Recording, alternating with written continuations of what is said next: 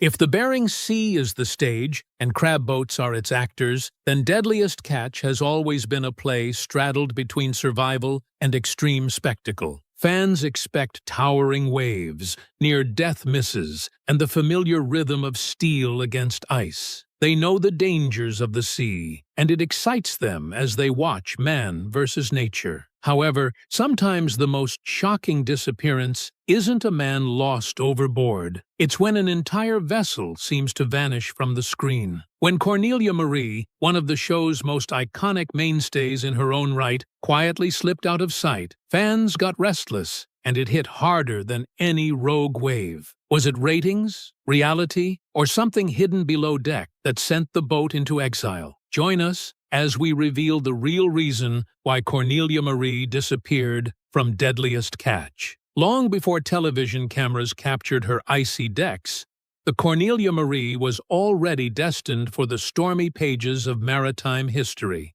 She was built in 1989 in Louisiana, and wasn't intended to be just another crab boat hammered together to haul pots. Coming in at 128 feet long, she was forged from steel and engineered for durability, a sturdy fortress of the sea. She was named after Cornelia Marie Collins, the wife of the original owner, Ralph Collins. While many boats carried names that faded into obscurity, hers would eventually become iconic, etched into the lore of both the fishing industry and reality television. When Discovery launched Deadliest Catch in 2005, the producers didn't just want a working boat, they wanted vessels with unique personalities. Vessels weren't going to just be background props in their show, they were going to be characters in their own right. Few fit that role better than Cornelia Marie. Her distinctive green and white hull cut across the Bering Sea like a warhorse charging into battle. Every time she appeared on screen, fans knew they'd be treated to a story that was more than just crab hauls. It was promised to be human drama playing out on a steel stage. And at the heart of it all stood Captain Phil Harris. Captain Phil, the soul of the Cornelia Marie. Phil Harris wasn't just another skipper barking orders into the wind. He was larger than life, with a gruff exterior that could weather a storm and a softer side that won viewers over instantly. His combination of toughness and vulnerability made him one of the most beloved figures on Deadliest Catch. The ice comes down, if it gets to my pots on the edge, it'll just pick them up and drink them, take them and set them, drop them off at 1,000 fathoms. His leadership on the Cornelia Marie was as unpredictable as the sea itself. He could be tough on his deckhands, demanding perfection when hauling pots in brutal conditions. Yet, behind that intensity was a man who deeply cared about his crew and his family. He lived for his sons, Josh and Jake Harris, who frequently appeared alongside him on the boat. Their presence added an extra layer to the show as a generational story about a father trying to pass down both knowledge and legacy in one of the deadliest professions on Earth. For fans, watching him command the Cornelia Marie was as captivating as the towering waves themselves. He embodied the dangerous romance of the sea, sometimes equal parts chaos, courage, and other times tragedy waiting to unfold. As the seasons rolled on, the Cornelia Marie became more than just another vessel on the show. She was one of its central icons, rivaling the Northwestern, the Time Bandit, and the Wizard. Viewers followed her not just for the action, but for the stories tied to her decks. Phil's leadership style was relatable because it wasn't perfect. He made mistakes, admitted to weaknesses, and showed the human side of a captain's job.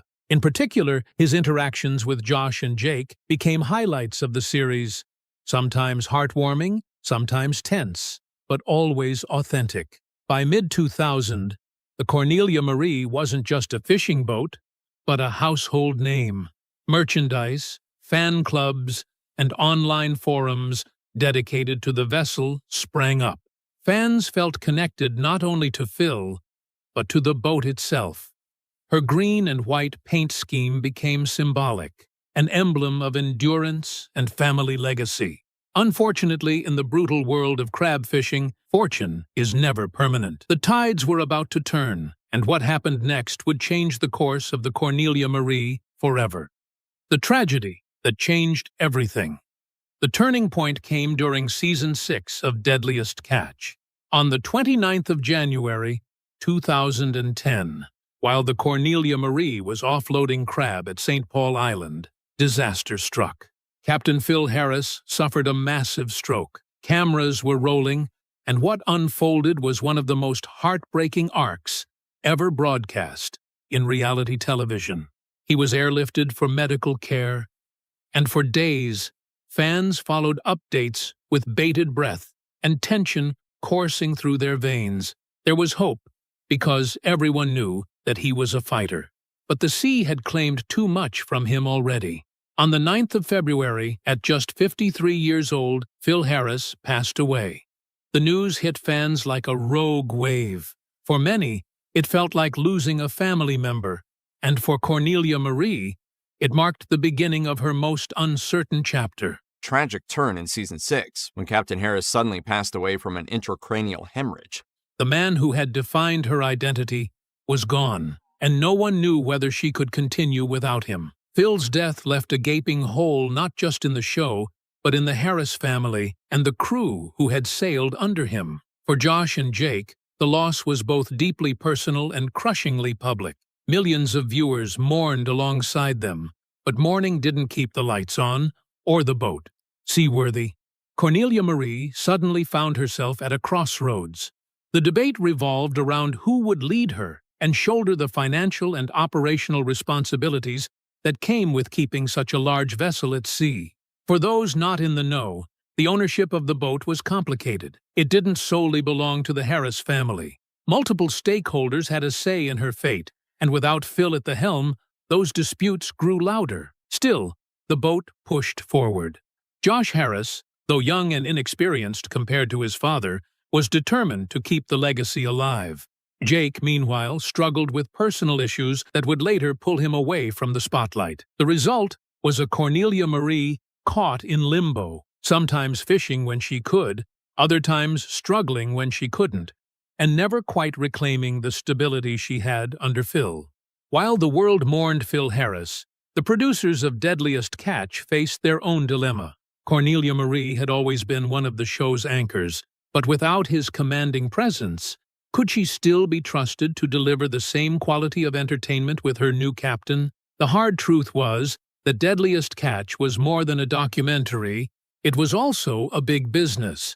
Boats weren't guaranteed screen time. They had to earn it by providing both drama and dependability. If a vessel wasn't seaworthy, if a crew wasn't compelling, or if a captain couldn't hold the narrative, Discovery could and would choose to focus elsewhere, and they did. For Cornelia Marie, that meant her very survival on screen would depend on more than history. She would need to prove she still belonged in the deadly televised theater of the Bering Sea. The tragedy of Phil's passing was only the beginning. What came next was a storm of financial struggles, leadership challenges, and behind the scenes, decisions that would eventually lead to her disappearance from the series.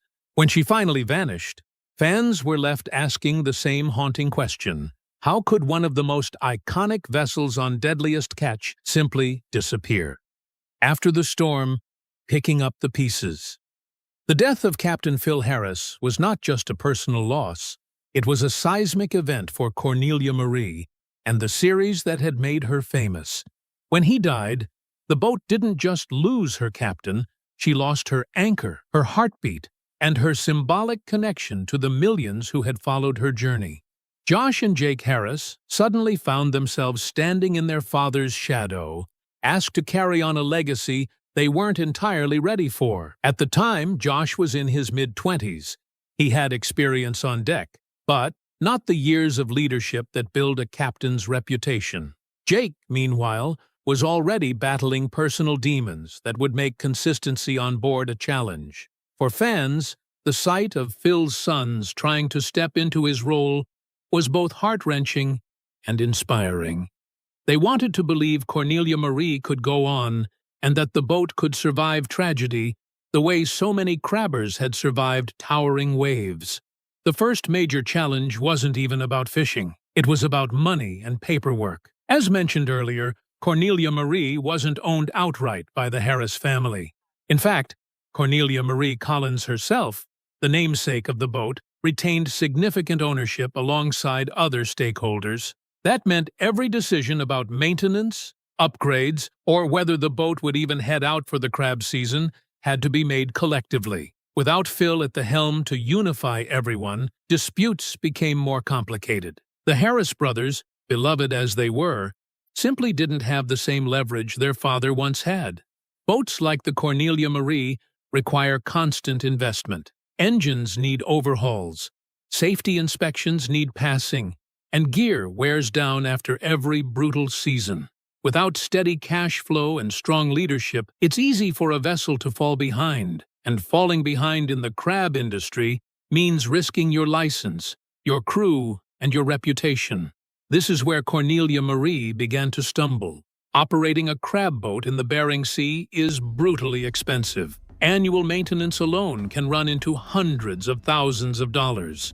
If a vessel isn't fishing, or if her catch quotas are reduced by any chance, the money simply isn't there to cover those costs. After Phil's passing, Cornelia Marie needed major work to remain compliant with Coast Guard regulations. There were rumors of failing inspections, mechanical issues, and a lack of the kind of investment other boats on the show enjoyed. Fans often underestimate just how financially fragile even famous vessels can be. Fame doesn't fix busted engines. As months turned into years, she found herself slipping into cycles of repairs, partial fishing seasons, and uncertainty. Each time, Josh Harris pushed to keep the boat alive, but it often meant scrambling for funds, juggling ownership disputes, and pleading her case to Discovery producers who were less inclined to feature a vessel that couldn't guarantee a season's worth of action. Behind the scenes, the producers of Deadliest Catch were facing their own hard reality. The show thrived on consistency and drama. Each season, Discovery wanted to follow boats that were not only seaworthy but also rich in personality. For years, Cornelia Marie had provided both. Phil Harris was television gold with his authentic, gritty, vulnerable, and compelling persona.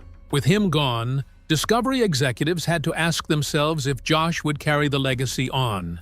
Would audiences tune in for the younger Harris brothers in the same way they had for their father? It was a brutal calculation. While the fan base clearly adored Cornelia Marie, television is a business first. If a boat didn't deliver ratings, it risked being sidelined. In the immediate aftermath of Phil's death, Discovery did continue to feature Cornelia Marie, largely because viewers were desperate to see what would happen next. Josh and Jake's journey carried emotional weight, and producers gave them room to step into leadership roles. Eventually, the cracks soon showed. Without a steady captain, the crew often felt adrift. Storylines involving the ship began to center more on struggle and less on triumph. Some fans embraced this realism, but others found it harder to watch.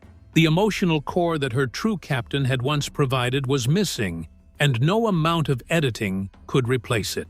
When Jake Harris's personal troubles escalated, leading him eventually off the show entirely, the narrative became even more fragile. Josh was left holding not just the wheel of the Cornelia Marie, but also the expectations of millions of fans, the weight of his father's legacy, and the financial burdens of keeping the boat afloat, and it was ultimately too much for one man to carry alone. As the years passed, Cornelia Marie's struggles off-camera began to seep into fan speculation.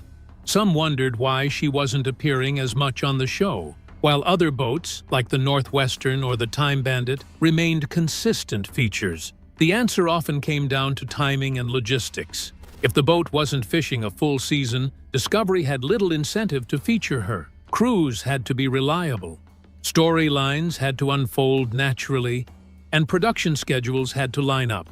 For a vessel struggling financially and organizationally, that was easier said than done. Rumors circulated among the fan base that Cornelia Marie was on the verge of being sold. People wondered if Discovery had cut ties for good. Through all the turbulence, one thing became clear: and that was Josh Harris, was determined not to let his father's legacy sink. Time and again, he stepped up to fight for his ship, whether it was seeking outside investors, pushing through repairs, or negotiating with Discovery. Josh refused to give up on the vessel that bore his family's name. This moved the longtime fans. The Deadliest Catch fan favorites is no ghost ship, but it seems that its days in the spotlight might be over for good. They saw in Josh the echoes of Phil's stubborn resilience. Even if he wasn't the hardened, seasoned captain his father had been, his loyalty to Cornelia Marie was undeniable. But determination alone couldn't shield the boat from the realities of business and television. As Discovery's priorities shifted and the crab industry itself faced new challenges, the Cornelia Marie found herself increasingly vulnerable, and that's when the decline became irreversible. The slow fade from screen and final fate. Eventually, as time continued to flow, fans had begun to notice what producers already knew. Cornelia Marie was fading from Deadliest Catch. Episodes that once centered on her were fewer and farther between. Seasons came and went, and she was absent altogether. For casual viewers, it was almost as if she had been erased. For die-hard fans, it was a glaring omission, something like telling a story with one of its main characters missing. The reality, however, was more complicated. We're going to haul right into the wind, up to the northeast. The boat hadn't vanished into the sea. She was still fishing, still trying to claw her way back to stability, but for Discovery, the risk of dedicating airtime to a vessel that couldn't promise consistency was too great. In other words, Cornelia Marie wasn't gone. She was simply sidelined. If Discovery thought fans wouldn't notice, they were wrong. The absence of Cornelia Marie sparked outrage across social media, fan forums, and even mainstream outlets. Viewers demanded to know why the boat had been dropped, why the Harris legacy was being sidelined, and whether Discovery had betrayed the memory of Phil Harris.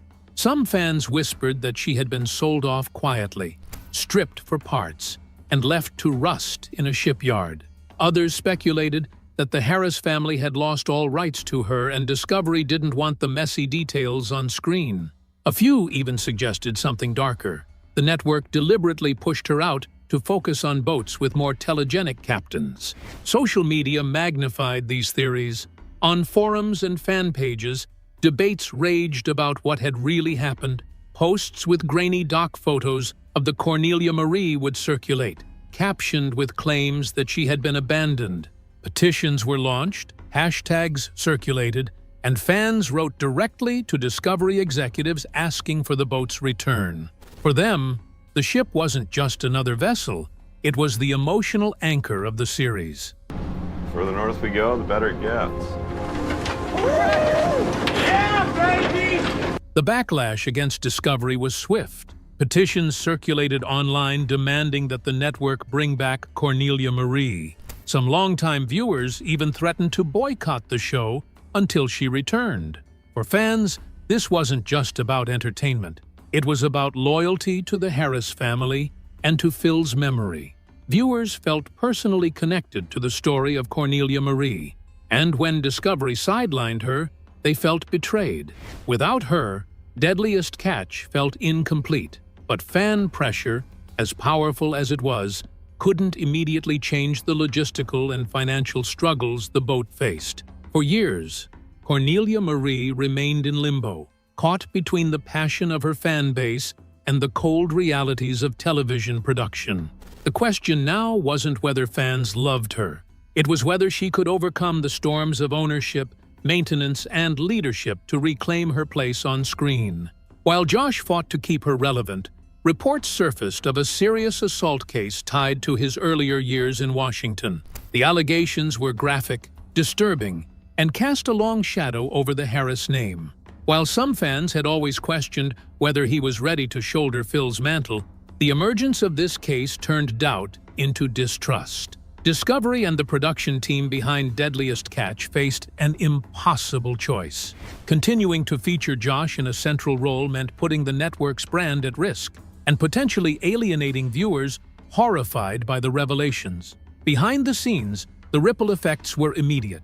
Sponsors and executives who had once championed the Harris legacy became hesitant. Co-captains like Casey McManus, who had provided much-needed stability to the vessel, reportedly found themselves caught in an uncomfortable spotlight. No matter how steady the Cornelia Marie was on the water, she could not outrun the damage of her captain's past. For fans, the news was devastating.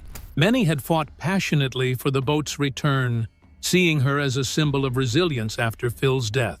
To discover that the man at her helm carried such a troubling history was, for some, a betrayal. Conversations that once celebrated the Harris family's perseverance now shifted to whether Cornelia Marie should even remain on the show. Ultimately, the assault case sealed the fate of Cornelia Marie in the world of Deadliest Catch. While she continued to fish in the Bering Sea, her role as a central character in the series became impossible. The network could no longer separate the vessel's story from the man at her wheelhouse. In the end, it wasn't the storms of the Bering Sea that drove Cornelia Marie from the spotlight. It was the death of her true captain and the darker storm of her new captain's past that sank her presence. Eventually, even Discovery could keep holding on. What do you think of the real reason for Cornelia's disappearance? Let us know in the comments below. Thanks for watching. To enjoy more exciting videos, click play on the video on your screen. And don't forget to like, subscribe, and hit the bell so you get notified when a new video is released.